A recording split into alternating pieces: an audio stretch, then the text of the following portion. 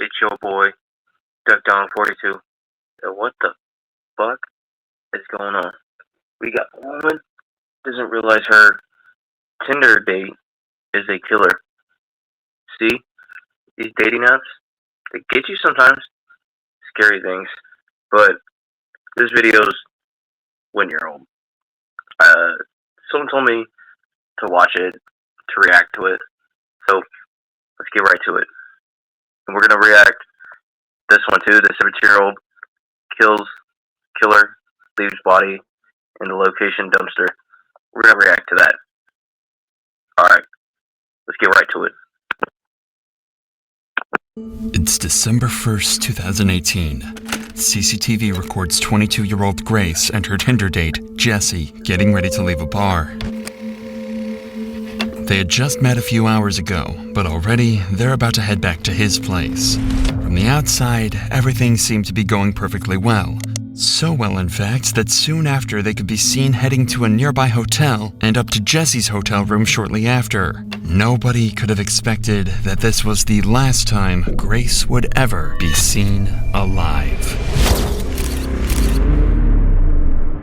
The next day happened to be her birthday, and nobody was able to reach her all day, and the same was true even days after. It was like she disappeared off the face of the earth. Her friends and family quickly reported her missing, but to no avail. Meanwhile, Jesse was recorded on CCTV out and about, going up and down the elevator, carrying cleaning supplies, and what appeared to be a suitcase. A suitcase with contents that would shock everyone to the core. What? This is scary, bro. What the fuck? And what's even worse, the killer had another date lined up. And if the cops don't intervene and arrest him quickly, this girl, as well as countless others, could fall victim to this very same man. Sorry if I pause, but this guy, I know this type of people.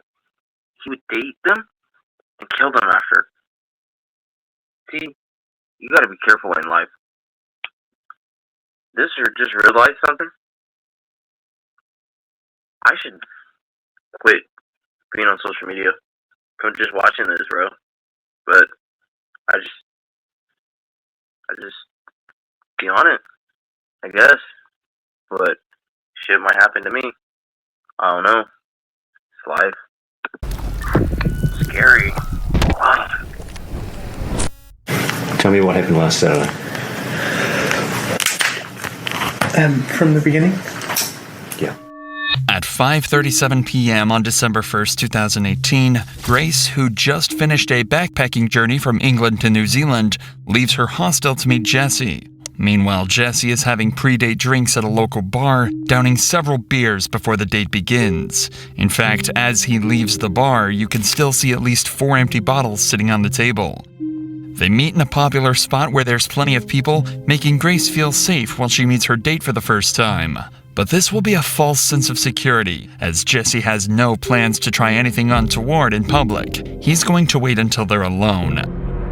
Suspecting nothing, Grace accompanies Jesse to a bar where they drink together for over an hour before they head for a Mexican bar at 7:15 for more drinks, and yet another bar named Bluestone Room around 8:30 p.m. This will be where Jesse tries his luck and sees if he can get a little closer to Grace. At 8:54, they share their first kiss. This is when Jesse takes a trip to the bathroom and where Grace sends her very last message to anyone, telling her friends that it's going amazingly well and that she just clicks with him so well. She's probably excited to spend the night with a man that she genuinely likes. She could have had no idea that instead, he was about to end her life in one of the most horrific ways possible. The next morning, Grace's phone starts to receive a ton of messages. It's her birthday, and there are plenty of friends who want to send her their best wishes. Each and every one of these messages goes unanswered. The first sign that something is wrong is at 8 a.m. when Jesse enters the very same elevator, this time on his own, throwing the camera a suspicious glance. If you think he's just getting the birthday girl a morning coffee, then think again. During that night, Jesse killed Grace by strangulation, and now he's going to try and do everything he can to cover up his crime, and he needs to do it quickly, because he's already got another potential victim lined up. Oh, God. By 8:07 a.m., Jesse is in town and about to start the most I bet this guy bought, like, so many suitcases. He's a horrible person, bro. Just that one woman in your life just wants to find true love, and then you find out your Tinder date or whatever social media love date or whatever, you find out he's a killer, and you won't even know sometimes. This is horrible. Men are supposed to protect a woman, not fucking kill him and strangle him. He's a pussy. And this is fucked up. every shopping trip possible. He starts at the warehouse on Elliott Street, where he buys a suitcase that he plans to hide Grace's body in. He checks out the width and depth of the suitcase to make sure it'll fit her, so he can dispose of her body before anyone can catch him. Then, 25 minutes later, he makes his way to another store, where he buys a number of cleaning products that will be used to clean up the murder scene. Then he returns to his apartment for a number of hours, reappearing at 10. Don't his bank account, like, you know how people, like, buy so many cleaning supplies and shit, and cases? They gotta realize, does he go in different stores? If he goes in the same store, you gotta realize, if you're like a store, an employee or something, you gotta realize or know something, what's going on. I would ask him, hey, why are you buying so many bags of cleaning supplies? It's kind of suspicious. 10:42 a.m. before he jumps in a taxi and Apex Car Rental where he rents a car. But it's what he does next that's truly shocking and puts pressure on the cops to discover and solve his murder as quickly as possible. As Grace's body lies in the apartment, Jesse goes on a date with another girl he'd met on Tinder. Given that he has all the equipment ready to hide one body, it's speculated that he planned this to be his second victim of the day. As he arrives at the bar, Jesse is wearing exactly the same clothing that he wore the night before, possibly the same clothes that he wore when he killed Grace.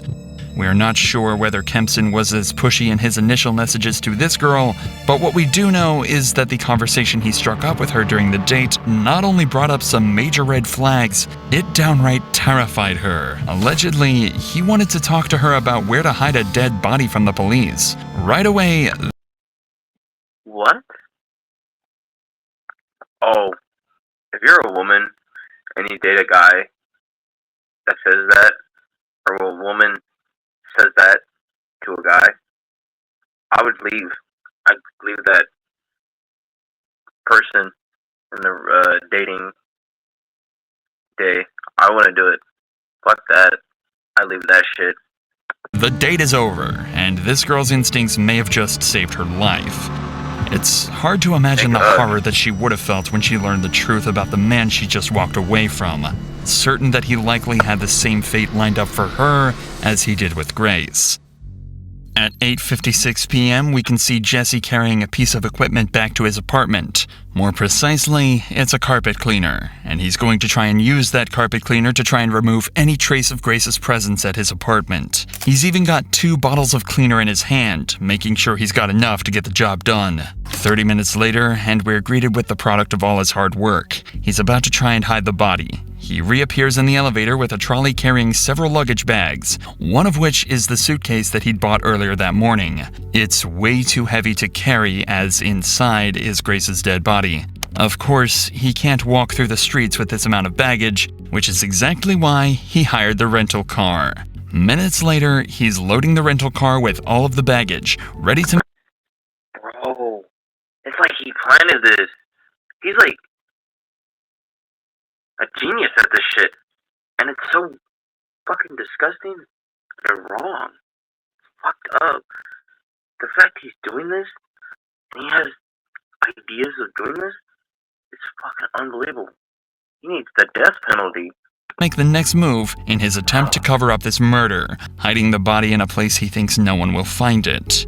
The next morning at 7 a.m., Jesse buys a shovel and heads back to his apartment, where he collects some clothing to take to the dry cleaners, destroying more potential evidence of his crime.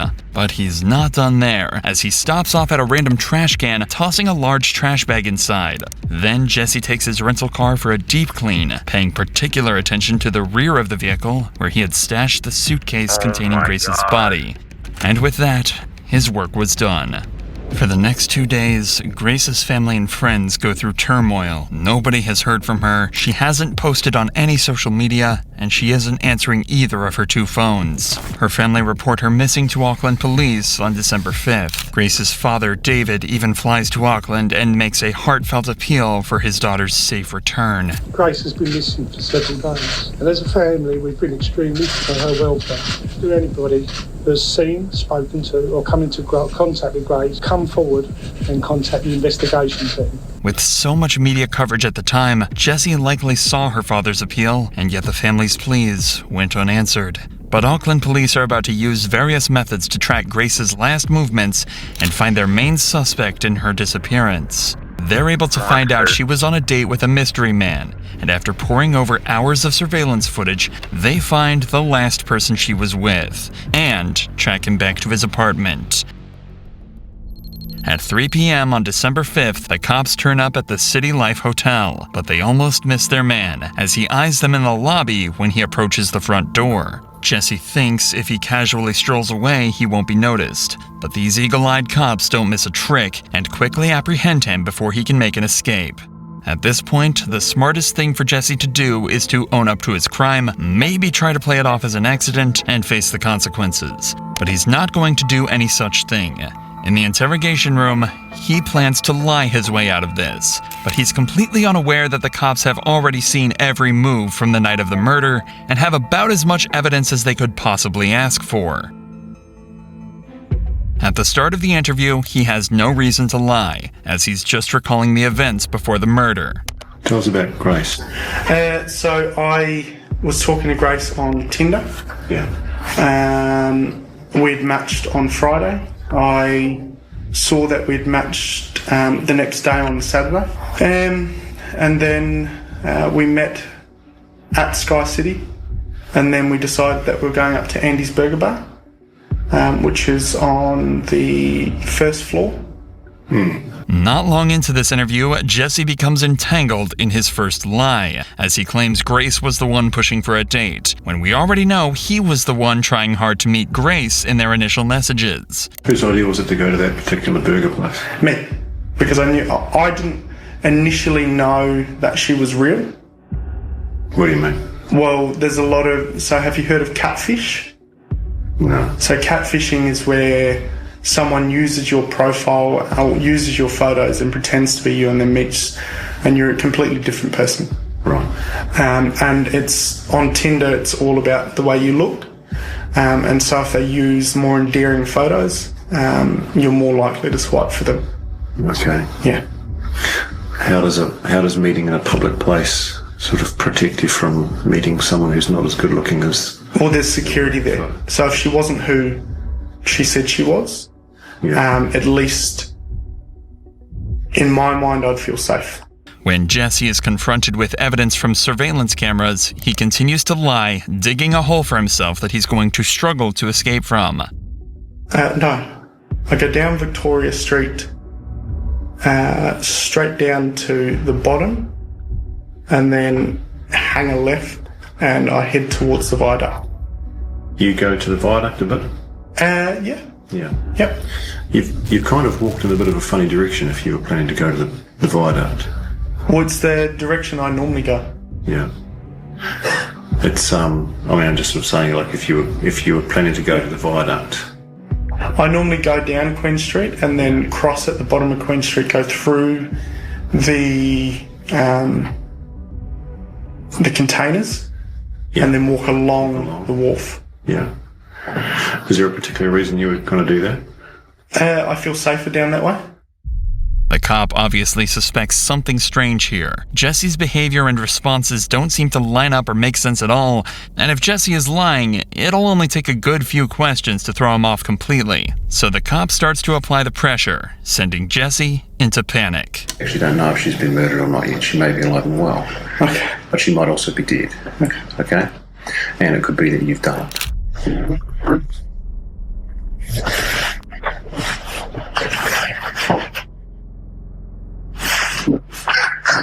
Hey, I just want to ask a question. Have I been arrested for something I didn't do? You haven't been arrested, mate. Oh. No. Holy. He's not being arrested just yet, but Auckland police are convinced Jesse is either behind Grace's disappearance or is at least involved. And the more they investigate this case, the more evidence they find to suggest Jesse is the one responsible. It's not just the surveillance footage that helps solve this case. Remember the new suitcase and cleaning products Jesse bought the morning after? Well, believe it or not, they were all bought on Grace's credit card, as well as an extra night's stay at the city library. I was right. I was about to say when I paused my video, I'm like, in my mind, I didn't say it, but in my mind, I just knew something that I was right. In my mind, I said, wouldn't he get caught if he got caught and if he was lying? All the stuff he bought to hide his murders would be on his card, like credit card. I knew it. Well, Hotel. In fact, it's very possible he paid for his second date on Grace's credit card. An extra day at the hotel should give Jesse time to clean up the mess. But it's going to take more than a carpet cleaner to get rid of the evidence. When police search his apartment, they find traces of Grace's blood. The credit card payments, the witness testimony, cell phone locations placing Grace and Jesse together, and the staggering detail found in the surveillance footage backed their suspect into a corner, and in his second interview on December 7th, they left Jesse no choice but to confess. A confession that would soon lead into one of the most interesting but troubling defenses ever used in court. Started talking to me about 50 Shades of Grey, which is a sex fantasy movie that's out. We started having sex. At first it was just normal. It was very placid. And then she asked me if we could get into bondage. And then all I remember is falling asleep in the shower. I need to stop. I need to go. Would you like some fresh air? Yeah, please. I was in shock. by the way, sorry for pausing again. I'm annoying, but you'll get used to it. But don't ever drink water when you're evidence. If you're stupid enough to drink water from a police station, they'll get your DNA sample no matter what. They're not stupid. You just gotta think out the box. He's stupid. I didn't know what to do. I went downstairs and I was just, I don't know, I was all over the place. I didn't believe what had happened. I was just terrified and scared. I thought that she had gone. I thought she had left. Pathologist, specialist doctor will perform a post-mortem. They're very skilled at establishing people's causes of death. Do you understand that? I went to the warehouse at the atrium and bought a suitcase. I went back and I was just in shock because it just didn't seem right. I left to go and get cleaning products. So I messaged a friend and said I'll meet you at Revelry. After finishing drinks with her, I got back to city life. And the whole time I just kept saying, I'm sorry.